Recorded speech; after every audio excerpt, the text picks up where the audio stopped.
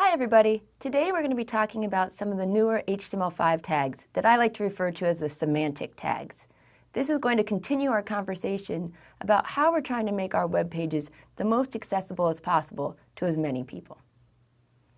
Before we begin talking about specific tags though, I want to talk to you about the design of your web page.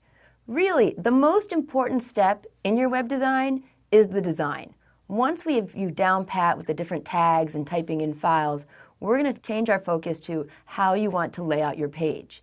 And you need a really clear picture of what you want to create before you can begin coding in earnest.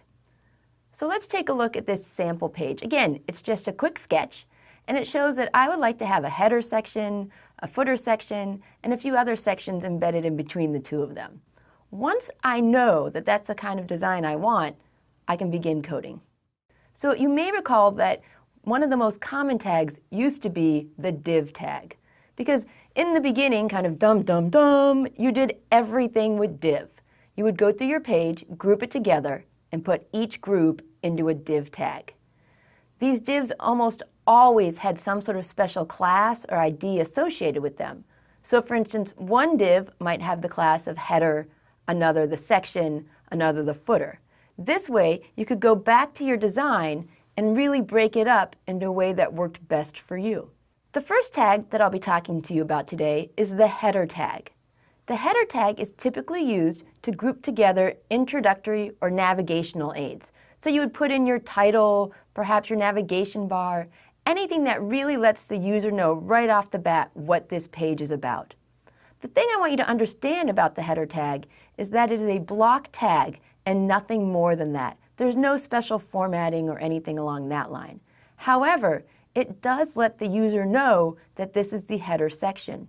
Now, most people will never see the tags. Remember, the browser looks at the tag and doesn't display it, instead formats its content. But for people who are using screen readers or other assistive devices, this is a great way for them to find what they're looking for if they're not using visual clues. Another point I want to make is that the header tag should not be confused with the head or different heading tags. This is going to happen to you a lot. Just remember that the head tag is for metadata and the header tag is more of just an aid. The next tag I'm going to talk to you about today is the nav tag. The nav is basically a section of your page that links to other pages or parts within your page. So inside your nav, you're not going to have links to Facebook or Google or your LinkedIn account or anything like that. Instead, it's really just links that go to other parts of your site. So for instance here, I've made an unordered list with 3 links. Each of them go to a different part of your page. There's a lot of debate, for better or for worse, as to whether or not your nav tag should be using lists. But the important thing is to include the nav tag to help people navigate through your page. Oftentimes, you'll find the nav tag embedded inside the header tag. Another tag is the footer tag, and this is a section that contains information that is pretty typical for the bottom of the page, such as copyright data, related documents, your links to social media. And while I said it's usually at the bottom of the page, this is not required, nor does using the footer tag actually make it that it'll show up at the bottom. So in this example here, I have my footer tag, my special entity to make the copyright symbol, and then my name with the line break. And then I've also included a link back to my main site. Some of our other semantic tags have a little bit more oomph to them. So for instance, one of the new tags is the figure tag, and it has a lot more semantics than the image tag we've gone over previously. Every figure can include additional information. So you can include an image, you can include multimedia, you can include a combination of all of them. But it also has some additional tags, such as the fig caption.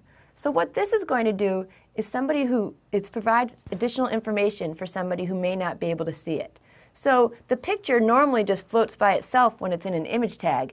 This lets you say, this text goes specifically with this image. Now, again, we do have the alt tag, which helps describe the picture, but you have to remember, most of us will never see that. There are a number of other new tags in HTML5, and it's not really possible for me to go over all of them. Instead, you'll find that as you develop your pages and after you've done your initial web design, you'll logically just head toward these different tags. Some of them are structural elements, such as articles, summaries, sections, etc. Others you won't be using until we create forms. Another would be input types. Have you ever noticed that sometimes on your phone, when you click on certain buttons, different keyboards will pop up depending on whether you're typing in an email or a URL? These are all thanks to the new HTML5 email, date, color, etc. tags. We're also going to be able to talk about graphics elements such as Canvas, and also media elements, which let you go ahead and put in your movies and music of your choice. The important thing to remember is that if you're developing your page and you find yourself using a lot of divs, you're going astray. You really want to use the best tag available that'll give the most meaning to the users. Semantic guide tags are going to help guide your users to the information in your page. And that's really what you want to do. You want to make your page the most accessible to as many people as possible.